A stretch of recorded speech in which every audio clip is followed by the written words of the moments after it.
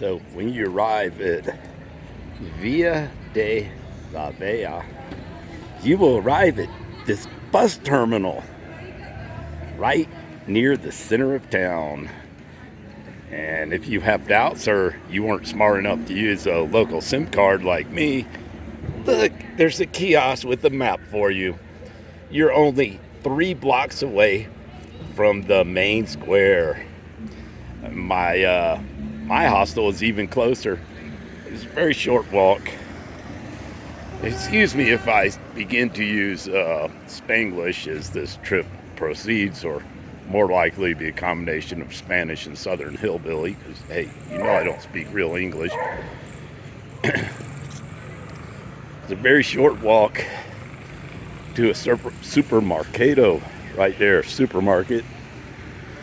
These places are probably the best places in town to eat, I think. In the next block or so, it'll be more traditional, which suits my health needs better than the Gringo food that they have in the main square. Suit yourself. It's got very touristy feel here. Okay, in all my excitement, I fibbed. Supermarket's over here. I ate right there at the fruteria for breakfast. It was wonderful. Lots of great choices, lots of healthy food.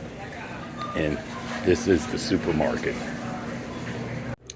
This is my hostel. It was a very short walk from the bus terminal, so there was no need for a taxi. Although you may have noticed that there are taxis lined up there to serve you if you feel the need. Or maybe you don't pack as light as I do and you can't carry it.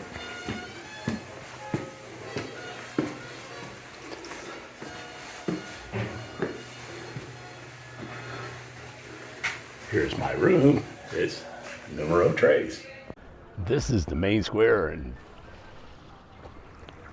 very touristy, very nice. Cobblestones are everywhere. And yes, they are hard at work to keep and maintain these cobblestones well. It's a quaint little town with cobblestone streets. And yes, they do maintain them. And that's a really cool tool to watch them use.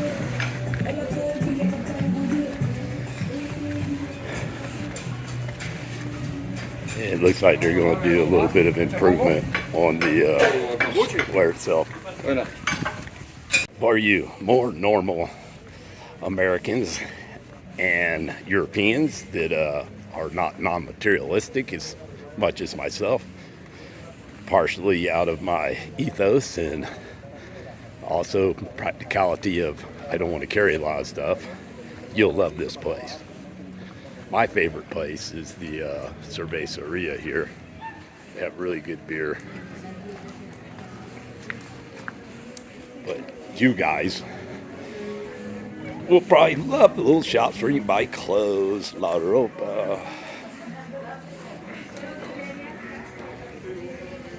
and all sorts of things. There's jewelry being sold everywhere. There's hats. There's all sorts of trinkets and souvenirs if you're into that. And there's chocolate. And here you have the chocolate museum. It's a store. There's nothing like a museum in here at all, but the place is way over the top. You guys will love it. By the way, fair warning, everything has cheese added to it. Lots of cheese. Chocolate beer is decadent. Side note, if you want to visit a chocolate museum and learn about the process chocolate is made, I strongly suggest the chocolate museum in Cusco, Peru instead of this one. There's also a cool little square, or park I should say, right here, half a block off of the main square. Actually has trees and palms and such, some shade. Pretty nice place to chill. Unlike a lot of other places that are touristy, there aren't a lot of people coming around begging from you here or trying to do high pressure sales like you might have encountered in Cusco, Peru if you've gone to Machu Picchu.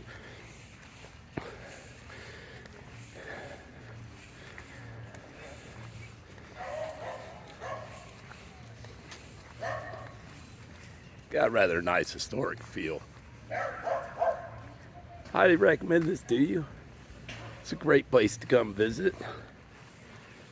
Pretty easy. Seems incredibly safe in my personal opinion. I've wandered a lot. My need for safety is probably a lot lower than most of you. This will be a good place to start for a lot of you. You could really chill here, and a lot of common mistakes would probably be forgiven here. And you'll notice that the prices go up as you go into the more touristy zone. That said, these prices are incredibly affordable for most gringos. You see, there's lots of jewelry and other accoutrements and things for those of you so inclined. So a lot of that here. Very walkable, really chill. If your idea of going tourism is shopping, like back home, and that's your thing, consumerism, you'll love it here, and it'll be very safe. You won't have to dirtbag it like I do. They even have stuff for rich hippies. This is an additional location of Museo del Chocolate. It's just like the other one. It's over the top. But hey, you need to get your chocolate fix. There it is. This is my version of tourism decadence. Un taza de café tinta. And I'm looking over the square, and I can see that the crews are sweeping up and clean. Yeah, there are some broken shards of glass here and there. They're hard at work removing them. If you're someone like me that wears sandals or chacos all the time, you should be really careful and pay attention where you step. And here the sidewalks are safe, but in most of Latin America there are holes, and really deep holes that are unannounced. So the majority of people wear closed-toed shoes. In fact, if you're a freak like me wandering around sandals, you will stick out. But hey, I'm a gringo. I got blue eyes and blonde hair, even if I do have a dark tan, so I stick out quite a bit anyway. Craft beer is actually a thing around here. It's pretty easy to find almost anywhere. Kind of similar, or maybe even more craft beer than you would find in Peru, in my opinion. And this is the best place to eat in town.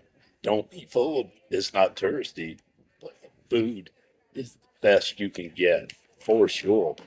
The price is extremely kind. Even the beer is like a third what it costs anywhere else. And they got some good national beers.